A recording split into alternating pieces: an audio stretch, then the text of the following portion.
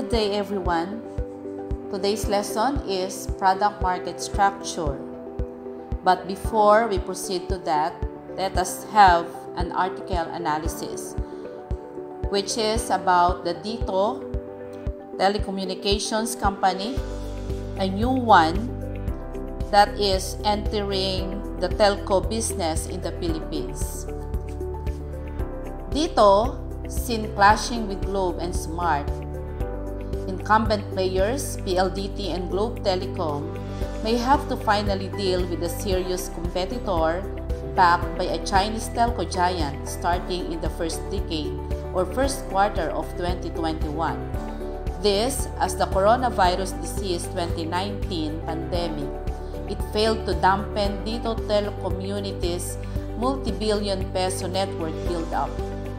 The group, which is a consortium of state-run China Telecommunications and Davao-based businessman Dennis Uy, sees itself breaching its initial investment of 150 billion pesos for the first year amid its aggressive network deployment across the country. Its Chief Administrative Officer, Adel Tamano, said during a previous virtual briefing. As of December 8, the company already established 1,900 cell towers, a fast development which should be noted for rolling out cell sites, given the fact that bureaucracy problems have been haunting the industry for decades. The figure was already higher than the 1,300 base stations it needed to meet the targets of 37% population coverage and 27 megabits per second. Tamano also said during a Senate hearing the number was more than enough to meet the small telcos' committed services for the first year. This made DITO on course for its March 2021 commercial launch, or earlier, Tamano said last December 10.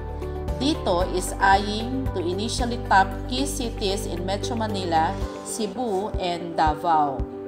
For 2021, the group is looking to spend 27 billion pesos, but Tamano said the number could be more as they target to build thousands of 4th generation or 4G and 5th generation sites. Based on the article presented, the following questions may arise. 1. What do you think is the effect of the entry of DITO Telecommunity on the internet and communications market? Will the introduction of DITO bring the telecom market in the Philippines in a perfect competition setting? Next is, what other market segments are in need of new competitors? And what are the reasons why new competitors are needed? Having those questions in mind, awareness on the business competition is now on the table. Now, let us talk about the market structure. The definition of market structure is a method for providing hypotheses, investigating market situations with some framework. Economists deposited the three most familiar elements of the market structure as the number, scale, and size of seller and buyer distribution, the degree of product differentiation, and the entry criteria into the market requirements for entry into the market. It is important to note that the place of competition to the firm is the setting or market structure. The nature of the market is the environment in which the business achieves competitive discipline or in which the competition law is made effective. Therefore, one can assume that the relevant, a limited number of strategic environmental factors affecting all fundamental choices are involved in the market structure. In the broader image of the company setting, the definition of market structure is included. In the context of economics, market structure explains how businesses are distinguished and categorized based on the types of products they offer and how external influences and components influence their operations. The system of the industry makes the features of diverse markets easier to grasp. The product type is a product category or product classification that offers a specific set of benefits intended to satisfy a customer's need or want in a particular way. Differences in products within a product type or class, product market may exist, creating product variants. And for example, the electricity or the fuel, they are the providers of gas that satisfies a customer. Also, there is the market climate that can perceive in three overlapping contexts. Number one, the general setting or institutional climate, or the so-called institutional environment. Two is the economic basic conditions. And three, the unique setting that listens so directly to the company, affects all significant decisions, and it is also called the market structure. Talking about the market structure, it is also very important to integrate in the topic is the market competition. Market competition is the rivalry between companies selling similar products and services with the goal of achieving revenue, profit, and market share growth.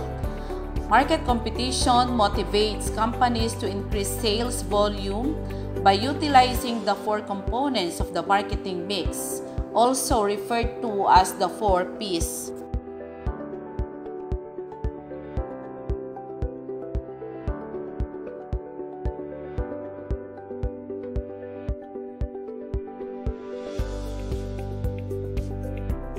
If a product is sold by only one business, that business can charge a very high price for it, even if it doesn't work very well.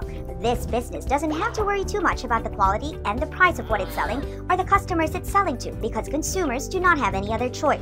Competition prevents this situation from happening. If a business is charging too much for a low-quality product, it will lose its customers when another business opens that charges less or offers a better quality product. In a competitive environment, many businesses compete with each other to give consumers the best possible choice. This is great for consumers. It results in lower prices and better products. Most importantly, it results in a vibrant, dynamic marketplace with businesses always improving their products and operation. This gives consumers the power of choice. They have the freedom to decide what is important to them, what to buy, how to spend their hard-earned money. The Philippine Competition Act is a law that promotes competition in the Philippines by enforcing rules that ensure competitive behavior and monitoring businesses to prevent practices that would lessen competition.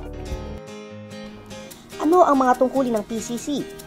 Tungkulin ng Philippine Competition Commission o PCC na mag-imbestiga ng mga anti-competitive na kasunduan at mga pag-abuso ng dominanteng posisyon sa merkado, aprobahan o tanggihan ang mga pagsasama o pagsasanib ng mga kumpanya, maging ang pagbili ng sapi o ari-arian ng isang kumpanya, magpataw ng mga multa at parusa sa mga lumalabag sa Philippine Competition Act, bantayan ng kompetisyon sa mga merkado, maglathalan ng mga opinyon at patnubay ukol sa kompetisyon upang maging mas epektibo ang pagpapatupad ng Philippine Competition Act, magsagawa, maglimbag at mamahagi ng mga pag-aaral at mga ulat ukol sa kompetisyon at mga anti-competitive na pamamaraan at kasunduan upang magabayan ng industriya at ang mga mamimili.